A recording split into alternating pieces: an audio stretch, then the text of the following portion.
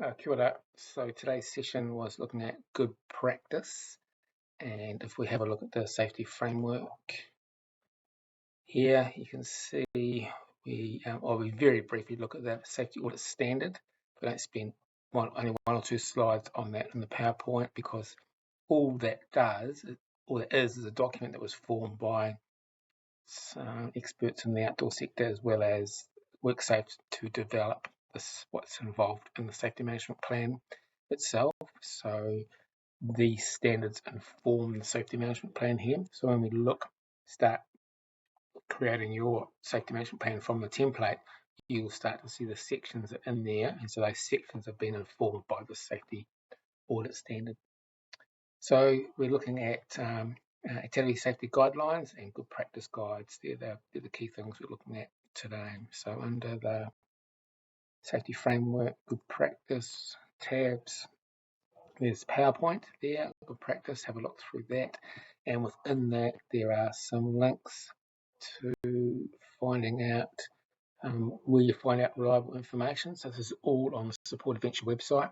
So jump onto that website, look at this under the good practice tab. There is reliable information tab. Have a look through that, and what it's trying to get you to do is direct you to pathways where you can find sources of good practice information for different activities.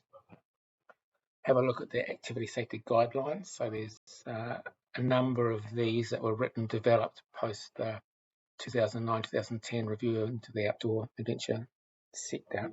These were developed post that for high-risk activities where there was a lack of good practice guidelines out there. So have a look at some of those and how they're set up. Open one or two up and just flick through it and see what's involved. And more recently, what have been developed, these good practice guides, which are mostly written for schools, youth clubs, organisations that run lower risk activities, but offer and don't fall under the adventure activity regulations.